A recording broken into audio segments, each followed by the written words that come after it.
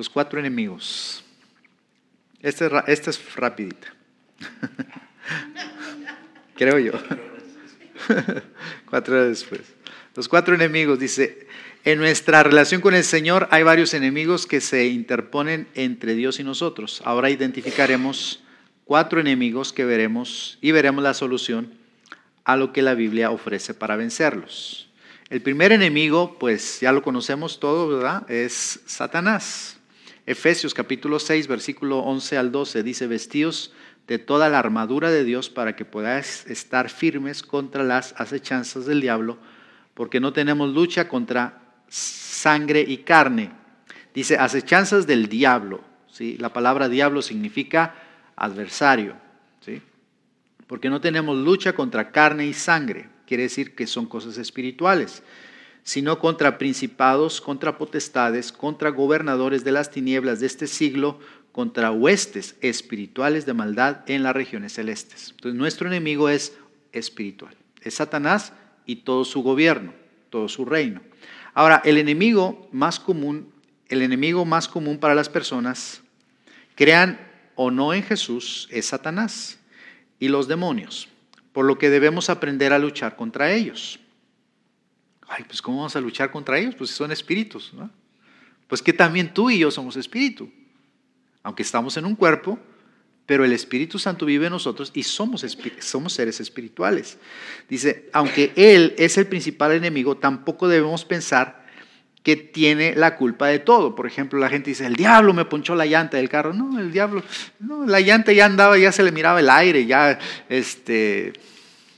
no le eche la culpa al diablo por cosas tontas, ¿no? Ridículas. Pero dice, bueno, seguimos, dice, todos los demonios se sujetan en el nombre de Jesús, quien dijo que todo lo que atemos en la tierra es atado en los cielos, y si atamos al hombre fuerte, podemos saquear su casa. Entonces tenemos autoridad, Jesús nos ha dado autoridad sobre los espíritus inmundos, sobre Satanás y todas sus huestes. Lucas 10:19 instruye, he aquí os doy potestad, les doy autoridad, les doy poder para hollar. Hollar es pisotear, para hollar serpientes y escorpiones. Está hablando de seres espirituales, no son las víboritas y los alacranes, ¿verdad? No, sino serpientes y escorpiones y sobre toda fuerza del enemigo. Y dice, y nada os dañará. Muchas personas se sienten intimidados con el enemigo y dicen, no te metas, no lo reprendas, no le ataques porque algo te puede venir. No, dice aquí que nada nos dañará. No habrá represalias contra el pueblo de Dios, ¿sí? Y Jesucristo nos dio autoridad para hollarlos, pisotearlos y que no tengamos efectos secundarios de esa batalla. Dice, mientras mantengamos la confianza de que todo demonio se sujeta en el nombre de Jesús, el diablo no puede dañarnos. La Biblia dice que por los frutos se conoce a las personas, pero también por su autoridad. ¿Y qué es la autoridad? Es simplemente creer que ha sido investido de ese poder, ¿sí? No se trata de que, pues es que yo ayuno 40 días a la semana o 40 días al mes, yo me la paso orando. No, es simplemente crees que Jesucristo vive en ti, crees que tienes el Espíritu Santo y que Dios te dio la autoridad y lo atas en el nombre de Jesús, y el diablo respeta la autoridad que hay en ti, porque el diablo ve, como es un ser espiritual, ve que quien está en ti es Jesús. Dice la Escritura, mayor es el que está en nosotros que el que está en el mundo. ¿Ok? Dice, una de las maneras de saber que nuestro nombre está escrito en los cielos es cuando los demonios se nos sujetan. Aquí en Mateo 10:1 dice, Jesús delegó la autoridad para echar fuera a los demonios a sus 12. Entonces, dice, llamando a sus 12 discípulos, les dio autoridad sobre los espíritus inmundos para que los echasen fuera y para sanar toda enfermedad y toda dolencia. Entonces Jesús nos ha dado autoridad sobre las obras del diablo, sobre Satanás. La Biblia dice que Satanás fue en Gálatas capítulo 3, dice que fue, y Colosenses dice que fue exhibido públicamente, que fue vencido públicamente por medio de Jesús en la cruz. Dice, el pasaje donde Pedro le habla a Jesús y él le reprende. Dice, era Satanás quien impulsaba a Pedro y le dio ideas. A veces las personas se dejan usar por el enemigo, ¿verdad? Porque el enemigo usa ideas. Entonces Jesús le dijo, apártate de mí, Satanás. Jesús le había preguntado primero, ¿quién dice la gente que es el Hijo del Hombre? O sea, que soy yo, dijo Jesús. Y Pedro, atrevido como siempre, dice, tú eres el Cristo, el Hijo del Dios viviente. Y Jesús le dice, bienaventurado eres, Simón, hijo de Jonás. Dice, porque esto no te lo reveló carne ni sangre, sino mi Padre que está en los cielos. O sea, y luego de ratito Jesús les empieza a decir, voy a ir a Jerusalén, allá me van a golpear, allá me van a crucificar, allá voy a padecer. Entonces Pedro lo agarra y dice, no, Señor, no, ¿qué te pasa? No permitas que eso suceda. Entonces Jesús se voltea y le dice, apártate de mí, Satanás. O sea, ¿cómo? En un ratito el Señor le dice, no te lo reveló carne ni sangre, sino mi Padre que está en los cielos. Estaba recibiendo una revelación del Padre y ahorita está recibiendo un pensamiento de Satanás. Y Jesús le dice, apártate de mí, Satanás. ¿No conoce a alguien así?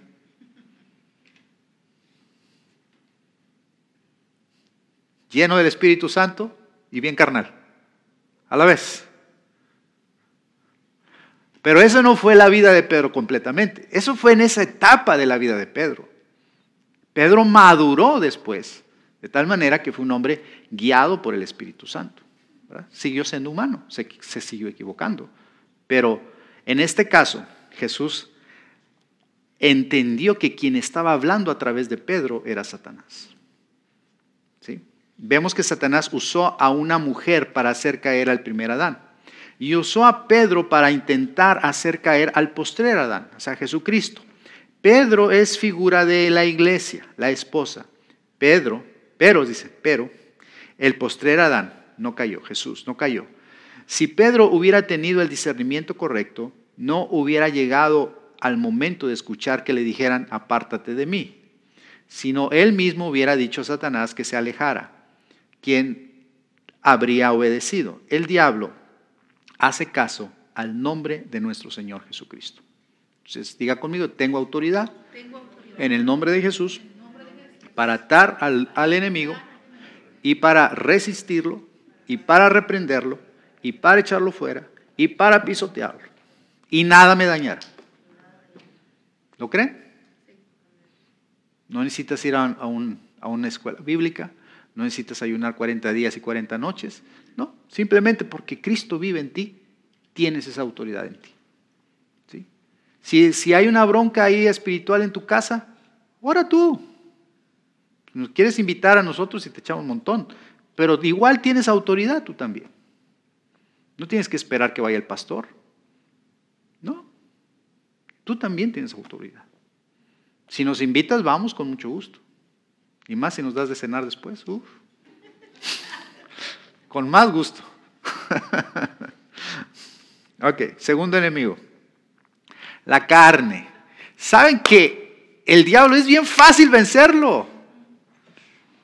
Es bien fácil. La carne es más complicada. Porque esa está dentro de ti.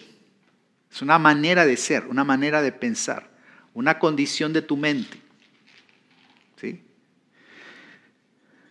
Dice, cuando el diablo va a tentar a alguien, lo hace en cuestiones de su propia carne.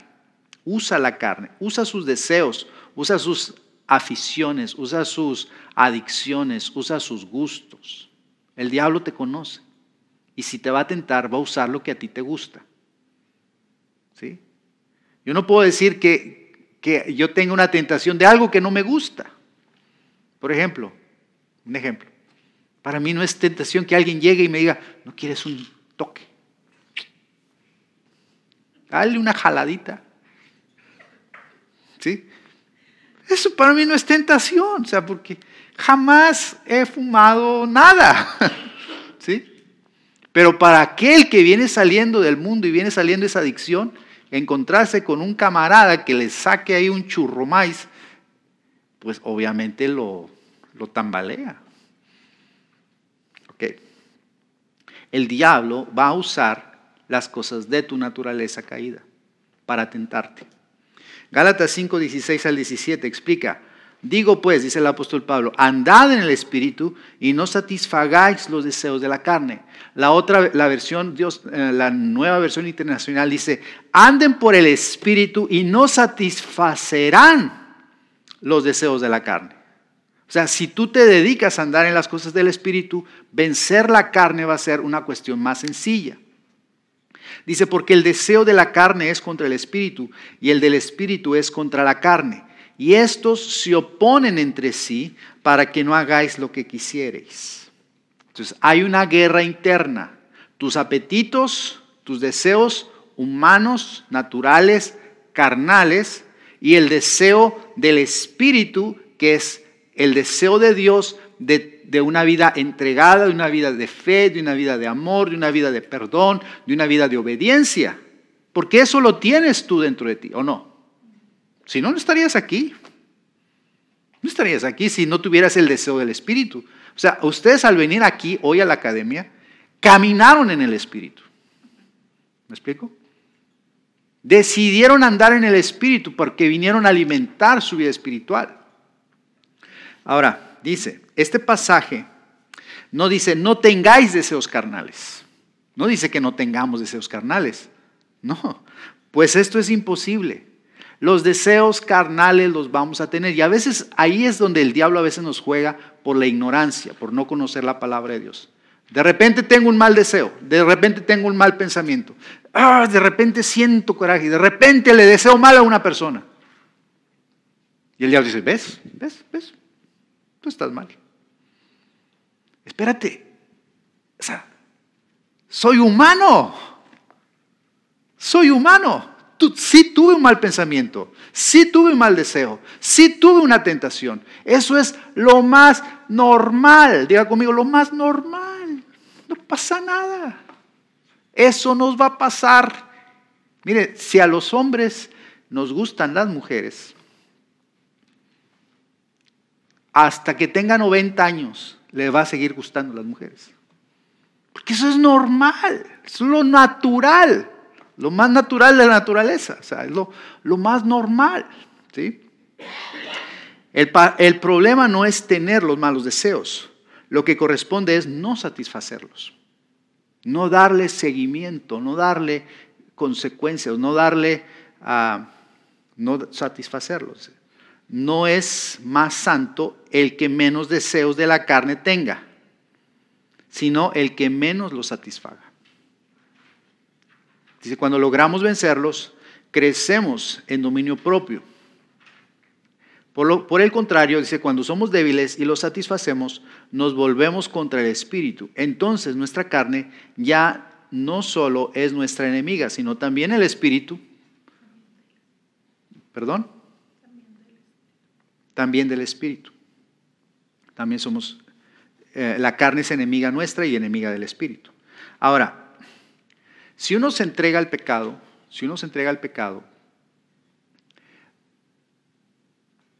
es más complicado salir de ahí. ¿Sí? Es más complicado salir de ahí. Si tú te entregas constantemente, es más complicado salir de ahí, estar jugando. Entonces, por ejemplo, es como una adicción. Si una persona se convierte adicta al alcohol, por ejemplo, y que diga, ya yo lo dejo, lo voy a dejar.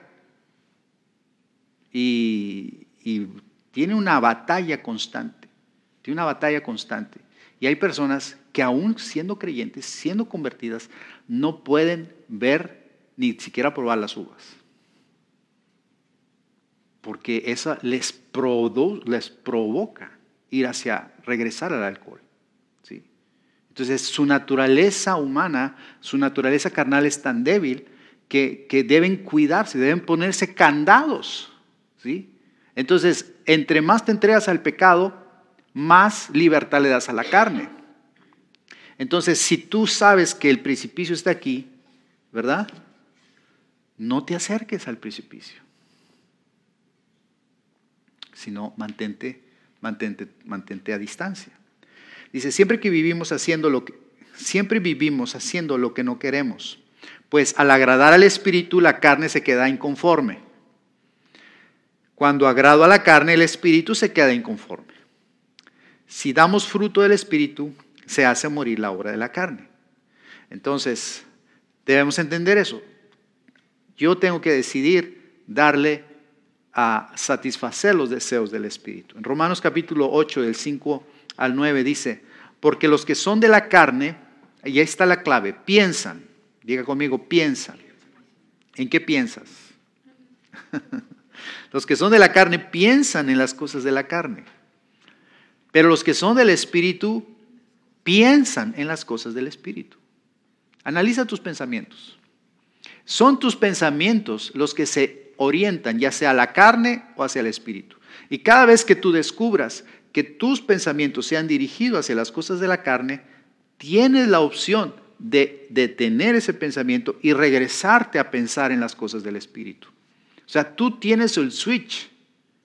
En ti, en mí está el switch para volver ya sea a la carne o al Espíritu. Decidamos entonces por el Espíritu. Dice, pero el ocuparse del Espíritu es vida. Dice, porque el ocuparse de la carne es muerte. Diga conmigo, ocuparse. Primero lo piensas y luego lo actúas, ¿verdad? Primero lo piensas y luego lo actúas. Dice, pero el ocuparse del Espíritu es vida y paz, por cuanto los designios, que son los deseos o los pensamientos, los designios de la carne son enemistad contra Dios, porque no se sujetan a la ley de Dios ni tampoco pueden, y los que viven según la carne no pueden agradar a Dios. Mas vosotros no vivís según la carne, sino según el Espíritu, si es que el Espíritu de Dios mora en vosotros. En otras palabras, tú que tienes a Cristo en tu corazón, ya tienes al Espíritu Santo y ya tienes el poder de Dios para poder orientar tus pensamientos y orientar tus decisiones hacia lo que el Espíritu Santo desea. Pero igual seguimos en la carne y en cualquier momento podemos hacer el switch y regresar otra vez a la carne. Pero sabemos lo que dice Pablo, que el ocuparnos de la carne es muerte, trae destrucción, trae vergüenza, ¿sí? Lastima. Muy bien, dice, este pasaje no habla sobre conversos e inconversos, sino de hijos que son carnales, o sea, hijos de Dios, lavados con la sangre de Cristo, perdonados, bautizados, aún llenos del Espíritu Santo, que siguen decidiendo pensar en las cosas de la carne y vivir y actuar y decidir conforme a la carne. ¿Qué son ellos? Son hijos de Dios, pero son carnales. Están como Pedro. Un ratito tienen la revelación del Padre y otro ratito el diablo le habla a través de ellos. ¿Me explico? ¿No conoce usted a ninguno de esos? No. Dice, la carne no se sujeta porque no puede. Si tú le dices a un demonio, te ato en el nombre de Jesús, el demonio se ata. Pero tú dile a una persona carnal, a un revoltoso, a un chismoso, a una persona que anda en la carne, te sometes, no, hasta te tira golpes. Te ordeno que te calles, no hombre. Porque no puede, o sea, no se puede someter. Tú no puedes someter a nadie. Solo la persona puede someterse a Dios. Solo ella puede decidir someterse a Dios. Hay personas que tienen ciertos síntomas y dicen, ore por él porque parece que está endemoniado. No está endemoniado. Es su carne. El día que se arrepienta y renuncie a ese pecado, se va. Ok, dice, la carne no se sujeta porque no puede y no se le puede reprender ni echar fuera, pues no es demonio. A la carne, por ejemplo, ¿qué no es demonio? Un resentimiento no es un demonio, pero un demonio se aloja en tu resentimiento. Perdonas el resentimiento, echas fuera el resentimiento y el demonio, con la autoridad que tienes en el nombre de Jesús, se va inmediatamente. Un engaño no es un demonio, pero un demonio se aloja en el engaño. O sea que todo lo que le haga, por ejemplo, todo lo que le abras, toda la puerta que tú le abras al enemigo, de la carne, se introduce un enemigo. ¿Sí? Y acelera eso, te tienta. Sin embargo, el día que te arrepientas y renuncies a eso y eches fuera al enemigo, se va inmediatamente. Ok, ¿dónde me quedé? ¿Ya? Dice, la carne se le sujeta. ¿Quién la sujeta? ¿El pastor la sujeta? El pastor sujeta su propia carne, pero cada uno de ustedes sujeta la suya. Yo sujeto la mía, yo me encargo de la mía, tengo suficiente con la mía. Pero usted sujeta la suya.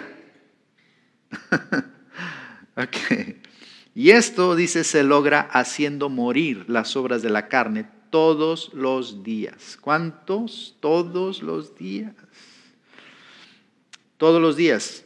Yo vengo el domingo, recibo la palabra de Dios, soy lleno del Espíritu Santo, me gozo en la alabanza, el Señor toca mi corazón, el Señor me ministra, salgo rebosando de alegría y gloria a Dios, me siento bien padre. Pero resulta que a las 2 horas tengo que decidir seguir viviendo en el Espíritu. ¿Sí? Y tengo que decidir someter la carne. Viene un mal pensamiento, es normal. Viene un mal deseo, es normal. Pero no le doy libertad, no le sigo el juego. ¿Sí? De esa manera vencemos la carne. El tercer enemigo, el mundo. Dice 1 Juan 2, 15 al 17, dice, no améis al mundo ni las cosas que están en el mundo. Si alguno ama el mundo, el amor del Padre no está en él. Porque todo lo que hay en el mundo, los deseos de la carne, los deseos de los ojos y la vanagloria de la vida, no proviene del Padre, sino del mundo. Y el mundo pasa y sus deseos. Las modas pasan, ¿verdad? A ver, ¿quién de ustedes todavía tiene botas tribales, por ejemplo?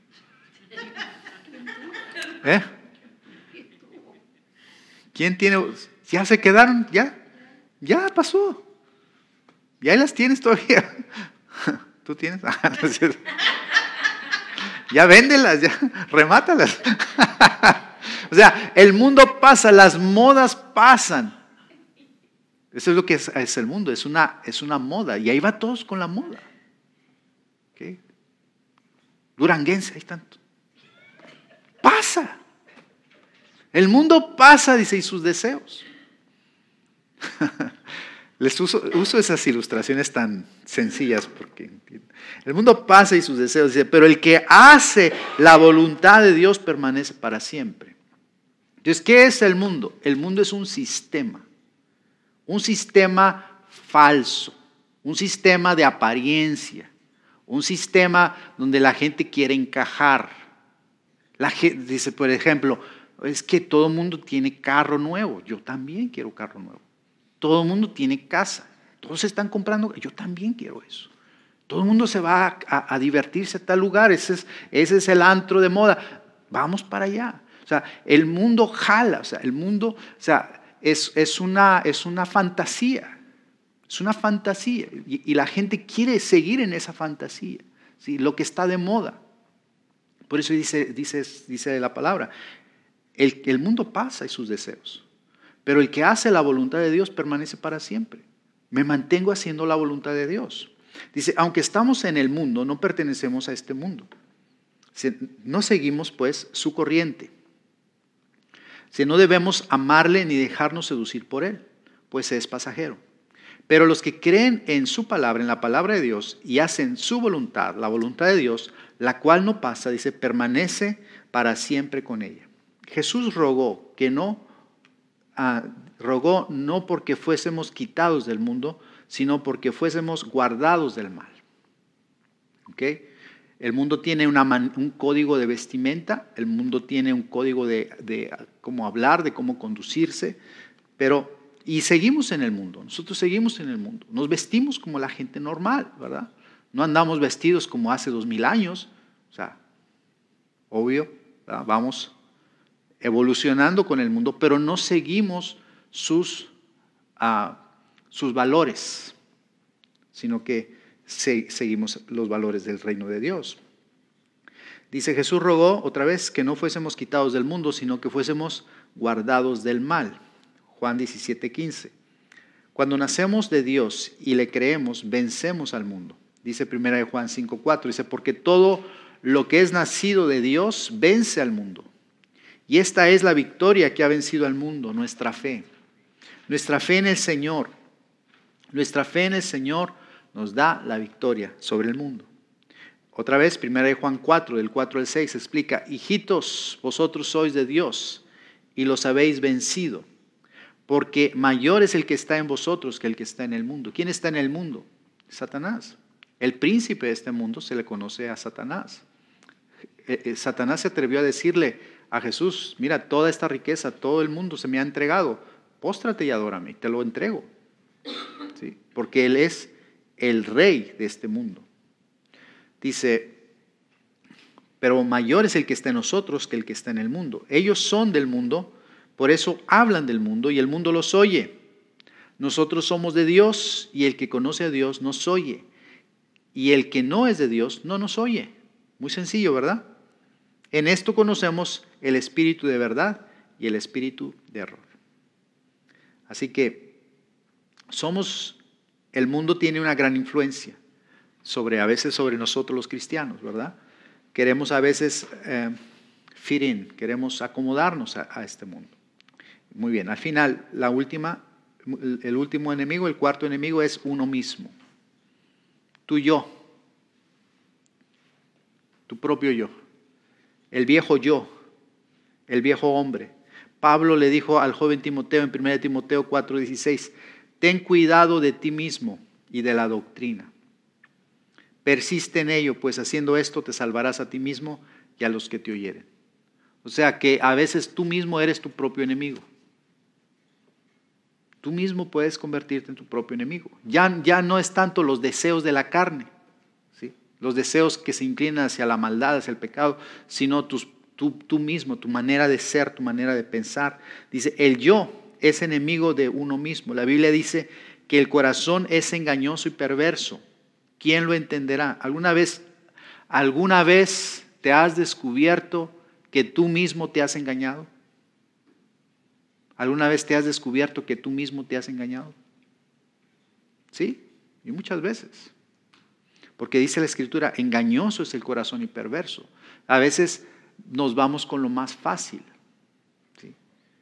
Ahora dice, por eso debemos autodisciplinarnos y ejercer dominio propio. Mucha gente juega su propio juego, culpa a todos y a todos, culpa a todo y a todos de sus males, se engaña a sí mismo. La Biblia habla que podemos engañarnos. Gálatas 6:7 dice, no os engañéis, Dios no puede ser burlado. Por eso debemos tener cuidado.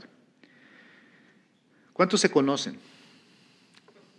¿Cuántos conocen sus debilidades?